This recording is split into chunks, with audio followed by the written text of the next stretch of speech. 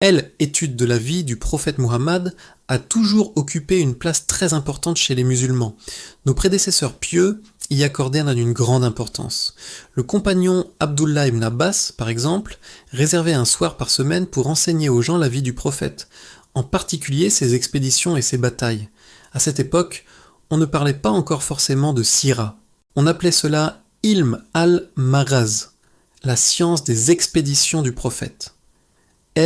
Imam al-Zuhri disait même « Dans la science des expéditions du prophète se trouvent les enseignements de cette vie et de elle au-delà, car en étudiant la vie du prophète, on apprend comment vivre dans ce monde et comment réussir dans l'au-delà. » Certains savants racontaient aussi comment leur père leur enseignait les actes courageux et les événements de la vie du prophète.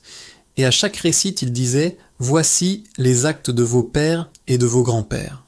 Car l'étude de la vie du prophète et des compagnons construit notre identité. Même si nous ne descendons pas biologiquement des compagnons, ils restent nos ancêtres spirituels. Leur histoire est notre histoire. Et cette histoire a souvent redonné courage aux musulmans dans les moments les plus difficiles. Par exemple, lorsque les Mongols ont menacé la ville de Damas, beaucoup de gens étaient pris de peur et voulaient fuir.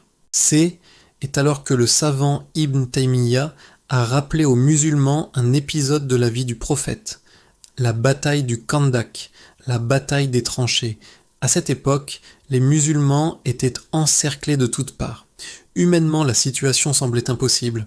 Et pourtant, avec patience, stratégie et confiance en Allah, ils ont finalement triomphé.